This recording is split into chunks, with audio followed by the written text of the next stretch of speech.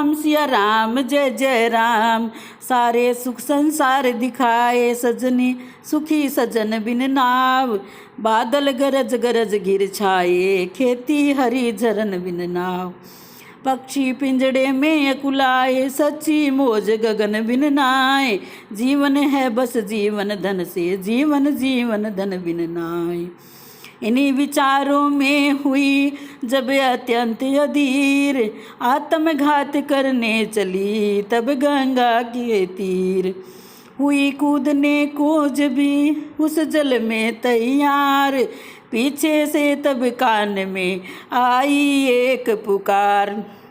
सावधान इस भांति तुम करो न निज अवसान, आत्मघात से है नहीं कोई पाप महान।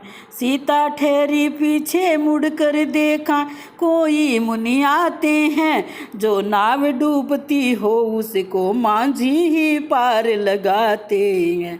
वे आने वाले नए नहीं पहले के परिचित योगी थे, विख्यात आदि कवि भारत के ऋषिवर श्री वाल्मीकि जी थे। वाल्मीकि आए जभी वेदई के पास, योगेश्वर थे योग से भेद गए सब बास।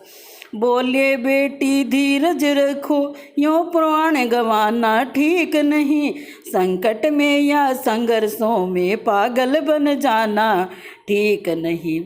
तुम तो विदे की पुत्री हो, यूँ चिंता करना लज्जा है, झूठे अपयश का भाजन बन इस प्रकार मरना लज्जा है यही तुम्हारा आज धर्म, मिथ्यावादों का नाश करो, मिट जाएगी कलंक रजनी, रवि कुल का उदय प्रकाश करो। अनुचित है फिर भी कहता हूँ, तुम खोटी बात कर रही हो, जो गर्भवती होकर बेटी जल में अपघात कर रही हो।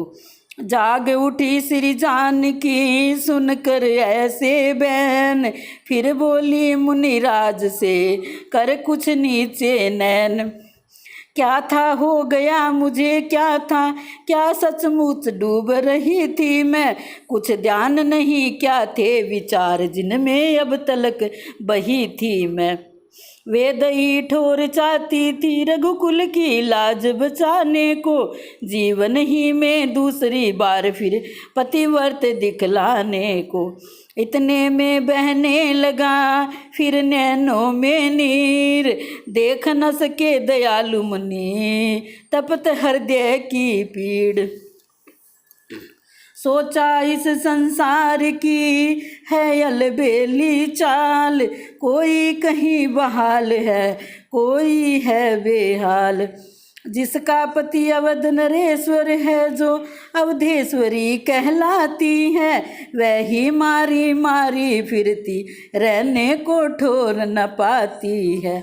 आती है बड़ी हंसी मुझको विदना की उल्टी माया है, सब भांति सती जो नारी है उसको ही दोष लगाया है। इन्हीं विचारों में रहे कुछ क्षण मुनि लवलीन, फिर सीता जी से कहा क्यों होती हो दीन। रहने को ठोर तुम्हें बेटी पता पता दे सकता है, साक्षियाँ तुम्हारे सतपन की तिनका दे सकता है। चिंता को छोड़ चलो आश्रम, रहने को कुटी बना दूंगा, महलों की शोभा मान सहित फिर महलों में पहुंचा दूंगा। इस प्रकार सीता सहित ऋषि ने किया प्रयाण, आश्रम में होने लगा नव कुटीर निर्माण। सात्विक जीवन की सीमा पर बस इस प्रकार पहुंची सीता, कुछ ऋषियों की नारियों सहित उस कुटिया में ठहरी सीता। मुनिवर ने ये चतुराई की सीता का नाम छुपा डाला है, कौन कहाँ से आई है इन बातों पर पर्दा डाला। वन देवी कहने लगे सभी पड़ गया नाम यह सीता का, ऋषि कन्याओं का काम करे हो गया काम ये सीता का। प्राय हिरणों के बच्चों को गोदी में सिया खिलाती थी, गऊओं के बछड़ों को बहुधा नहलाती नीर पिलाती थी।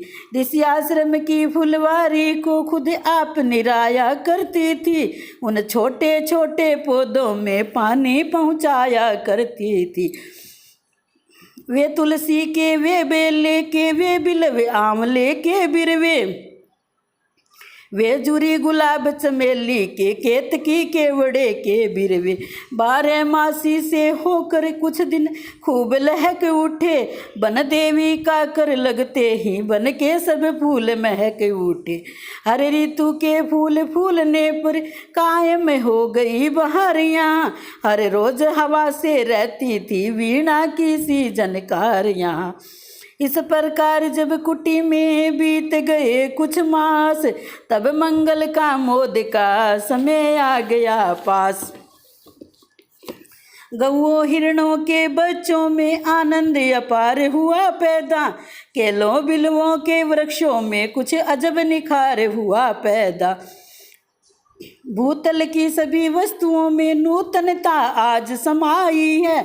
सुरमंडल ने नभमंडल में फूलों की झड़ी लगाई है। झूम झूम जब डालियां भूमि रही थी चूम, तभी मची उस कुटी में पुत्र जन्म की धूम। 2-4 रोज से जान गए सब आस पास के नर नारी, ऋषि आश्रम वाली वन देवी है 2 पुत्रों की महतारी। ऋषि मंडल में आनंद हुआ, सत्संग सभाएं खूब छिड़ी। संकीर्तन पाठ यज्ञ आदिक धार्मिक चर्चाएं खूब छिड़ी। गुरुवर ने नामकरण के दिन लव नाम सुनाया पहले का, फिर ऋषियों की सम्मति द्वारा कुछ रखा गया दूसरे का। श्री वाल्मीकि को याद रहा जो वचन दिया था सीता को, सिलसिलेवार आरंभ किया लिखना रघुकुल की सीता को। वह रघुकुल की गीता क्या थी, था आदि काव्य मुनिराई का। सिक्का है अब भी कवियों में उस कविता की सुगराई का। सचमुच निर्मल चंद्रायण है वह वाल्मीकि की रामायण। भूमंडल को तारागण है वह वाल्मीकि की रामायण।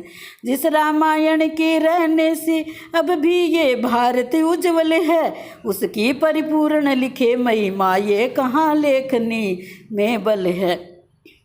रामचरित्र लिखने लगे मुनिवर साय परात, कर्म कर्म से बढ़ने लगे लव कुश दोनों भ्रात। उंगली के बल कुटी में चले सभी चित चोर, सबको तो तल बेन से दिया प्रेम से बोर। ऋषि बालाओं में ऋषियों में पलते थे दोनों राजकुमार, राजसी चाल से मंद मंद चलते थे दोनों राजकुमार।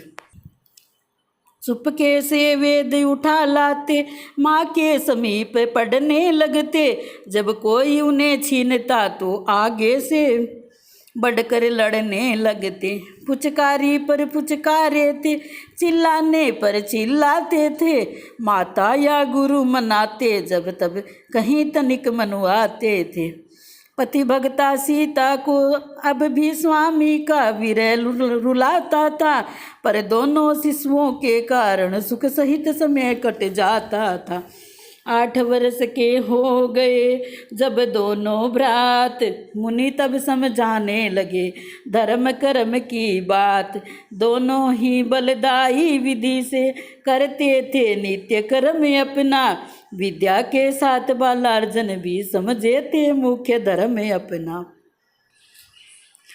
प्राय सिंहों के बच्चों से उस वन में वे भिड़ जाते थे, अपने स्वाभाविक बल द्वारा उनको नीचा दिखलाते थे। गंगा में नित्य तैरते थे, गोचारण के भी प्रेमी थे, माता का आदर करते थे, गुरु की सेवा के नेमी थे। माँ भी अपनी ममताओं से रखती थी, कभी ना रहित इन्हें। वन देवी ये माँ को कहती, कुछ और नहीं था विदित इन्हें। ऋषिवर वेदों के साथ साथ क्षत्रिय विद्या सिखलाते थे। रामायण भी थोड़ी थोड़ी वीणा पर नित्य गवाते थे। आश्रम में जिस दिवस भी जम जाता ऋषि वृंद, वीणा पर तब बालक गाते यो सानंद। करो उस रामायण का गान जहाँ है सीता चरित परदान। त्याग राजसी सुखों को रही स्वामी के साथ, वन में पति से छूट कर रटती थी रघुनाथ। प्राण रखे पति का हित जान, जहाँ है सीता चरित प्रधान। जग में मिलती है कहाँ ऐसी सतिया नार। धर्म बचाया लंक में रावण को फटकार, जानते मंदोदरी हनुमान, जहाँ है सीता चरित प्रधान।